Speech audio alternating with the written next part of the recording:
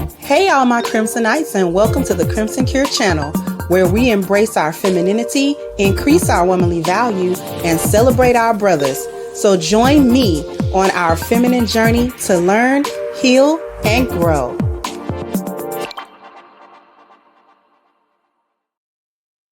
Hey there, my Crimsonites, and welcome to the Crimson Cure channel. I'm your hostess, femininity coach, and author of the Crimson Cure, and this is my perspective. So we got a video. It's about 3 minutes long. I'm debating on whether or not I want to even play the entire 3 minutes, but the point of this is to point out just how comfortable Black women are to spread misandry against Black men online and publicly.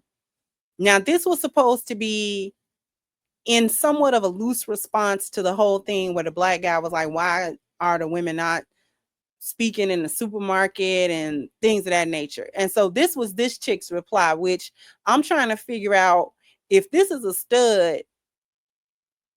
Miss Sir, why are you worried about what? Anyway, we'll let it play. This video with no goddamn edits. If you are a Black man, do not get online. Do not go out in public and ask us as Black women why we will not speak to y'all. I'm not going to even cut this video. Okay, so here's the thing. Y'all are a mutation gene of us, and you have forgotten your fucking position. And then you're looking for your way back to your mama, right? And you riding through the matrix, the my tricks and my and her tricks, and you getting caught up in her web. You're in this system of patriarchy where you think that you're running shit, and y'all are very dangerous. Y'all have become very dangerous through this false sense of superiority and power that you think you have over the Black woman. That's why we're not speaking. Y'all are... Just in her opening barrage, we're able to hear where the misandry is coming from. The misandry is rooted in this belief system, I'm going to call it that, in the Black female goddess trope. You've forgotten your place. You are a mutated gene of us. Essentially, this is in reference to the concept of the divine feminine and Black women being gods or goddesses in and of themselves, in like a true sense, not even in a I'm a hotel placating type of thing. It's more of a, this is what the spiritual belief system is here, and which would give her, at least according to this, moral and spiritual superiority over Black men. I wonder if they feel like this about white men, but they definitely say it to Black men and about Black men. And this is why she's so comfortable with saying this, because this is rooted in a spiritual thing for her, and for those that agree with her wholeheartedly and are hearing in between the lines of what she's saying. Y'all are dangerous. Y'all are part of a patriarchy that believes that you are running something or that you are superior to Black women, when in point of fact, what she's saying is you can't be in a position of superiority over Black women because Black women have the moral and spiritual high ground, supposedly. They're goddesses and you're not a god, quote unquote. We'll continue. Y'all are weird. And when I say weird, I mean y'all are wired different. Y'all are wired to a degree of entitlement, right? Y'all are very entitled. So once you go, hey, how you doing? And we say, hey, good, how you doing? We are expecting that it's just a hey, how you doing, period, point blank. After that, y'all follow up with trying to holler. It's not that the hollering is a problem, because some women may want that. I don't even like men enough for that. The issue is we gathered that much, Bookie Butt, but continue. That you don't know how to take no for an answer. Y'all become violent. So now we feel like we're in danger. So instantly, if I'm saying no, I'm not interested, because that's usually what comes about. And you can even tell by the passion and a little bit of the anger that's within that, how I'm speaking, where it's at. Go look at the statistics and see why we don't speak nowadays. Because I'm the type of person, I like to speak. I like the randomness when people just speak and we don't know each other. We're supposed to be able to lift our heads up and down at each other and say, hey, how you doing? You know what I'm saying? You see another brother or Kendra, kinfolk, you're supposed to be able to speak. Whether man or woman, it doesn't matter. We should be able to speak to each other. But the pattern I notice with black men is that they say, hey, you say hey back as a black woman, and then they try to holler at you. And when you say, no, I'm not interested, or I do not like men, they get mad at you all type of names in a book that don't even exist in the dictionary. They calling you everything else but the queen and the primador and the goddess of the earth. They call you everything else but that all of a sudden because you got no. Y'all are too fucking entitled. Y'all are nasty. Y'all are dirty. Look at that. I was about to say dingy and dirty at the same. Y'all are nasty, dingy, and dirty. Y'all are violent when you don't get what you want. And the whole time you're throwing a fit because you don't know where your mama at no more. May you return to the waters from whence you came and learn your fucking position. That's what you need to focus on. Figuring out how the fuck, when the fuck did you come about? Why are you and your brothers so disrespectful to the mama nowadays? Why are we where we are? Ask the right shit if you're going to ask me something. Don't ask me how I'm doing. Ask me how I'm feeling. So I can tell you I feel like you need to get the fuck out my face. Do you see where we at now with y'all? That's why we don't say hey back. Because it's always something to follow up. Then y'all want to get weird and follow people around the corner and shit. Like, women walking around with Glocks and shit now. Like, we gangsters. Like, do you understand the position? Go look at the statistics. Don't talk to us about it. Go talk to your brothers. You coming out of isolation or you got from being locked up? You were just being like, which one? Because that's what it's. I'm just trying to understand. You got charges or something? Because you weird coming up on this app asking this shit. I'm done with this video. I don't got nothing else to say. This shit, I'm gaslighting myself. And I'm going to make. Now, she is conflating two things. The two things that she's conflating is her sense of superiority over black men.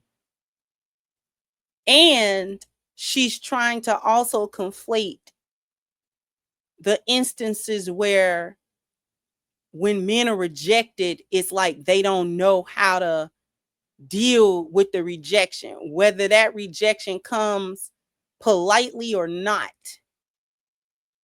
And there are instances of that. We have to be clear that because of the society and the environment that is prevalent now and has been prevalent for at least specifically the last generation, the last generation or two, the young ones, right? The teenagers, early 20s, things of that nature. This is very different. Neither the men nor the women are operating properly. The men are not in their proper masculinity and the women are not in their proper femininity either. It is operating standing on its head. Everything is backwards. Everything is out of its place.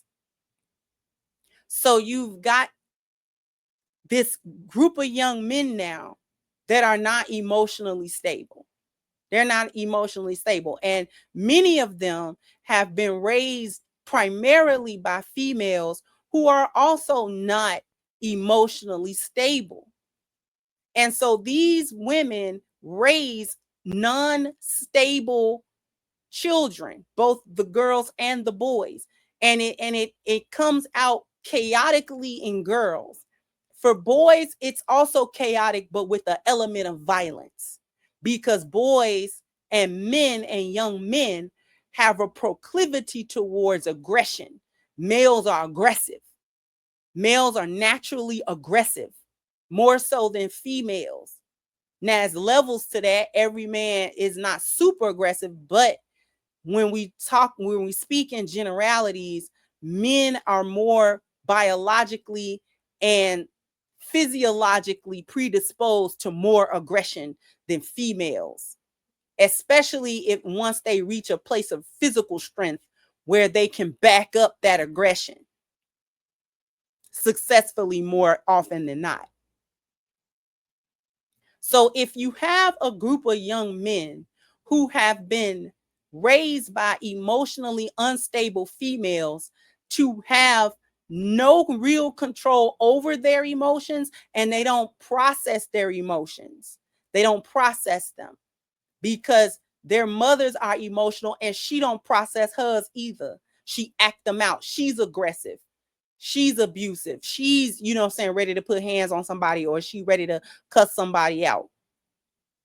So then you get these young men who are raised in those environments without other men who are able to regulate their own emotions and teach young boys and young men how to regulate their emotions, to regulate that aggression.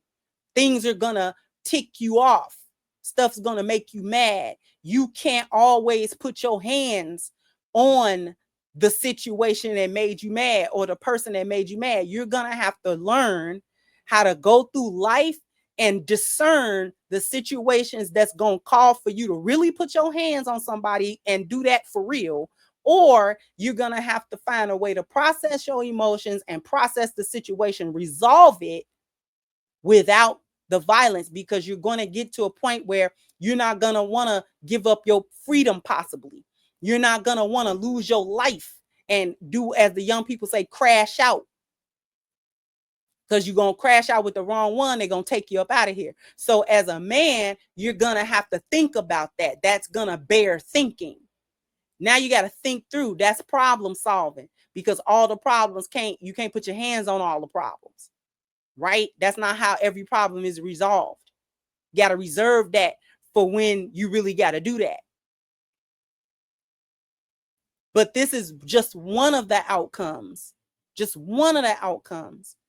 of our family systems and our nuclear family being broken to this extent that this is even a concern on any kind of wide scale. There's always been the minority of men that didn't know how to act when you told them no. I've been called all kind of B's and H's in the 90s. Okay, when I was walking past and you know what I'm saying, a dude holler at you and you don't respond the way they thought you should have responded, you're gonna be all kind of B's and H's, and you was ugly anyway, you know what I'm saying, and all of that. Right? So you was always gonna have that minority of men that was gonna do that. Now I personally think that while it's still a minority, is a bigger minority than it used to be. And I think that it's mainly because the men are no longer as prevalent as they need to be in these homes and in these communities and in these families. And you're starting to see whole families just full of women. Where are the men? Where are the uncles? Where are the brothers? Where are the fathers? Where are the male cousins? Well, like, where are the men?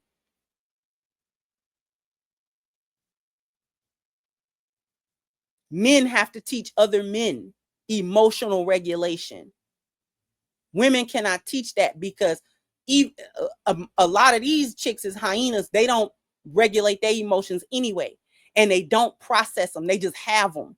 They just experience feelings, but they don't process through them in order to get to the other side so that they can have logic and reason and accountability. They don't go that far. They just have the feelings and then act on the feelings like a 2-year-old. But if you ever watch toddler little boys, they do the same thing. And it usually takes a man, their father, or older brother, or some man that tell them, hey, you can't do that. All of that throwing stuff, wilding out, you can't wild out. Or else you're going to have to deal with me. You're going to have to be able to focus. Stuff is going to make you mad, but that's too bad. Your mama told you to go to bed. It is time for bed. So you get mad throwing your toy because she told you to go to bed. I'm telling you to go to bed. Now what? And most of the time, them kids get that act right together when their daddy start talking, because it's a different energy and he's making them process it. Okay, you don't want to go to bed, but that's too bad. Isn't it? Because you acting out and throwing your little He-Man against the wall, that's not gonna run nothing either. Right? You ain't gonna do nothing but get spanked, and then you have to lay down anyway. Correct? Right.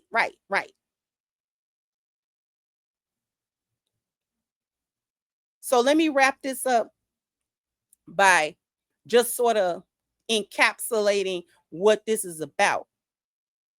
This little rant that this chick is on is filled with the entitlement that she say that the men are having. She's having a superiority complex. Because you notice when she said y'all call everything, now usually black people say you will call her everything but a child of God, but she didn't say that. It's a reason why she didn't say that. It's obvious what's going on here in terms of spirituality and where her head is at with that, right?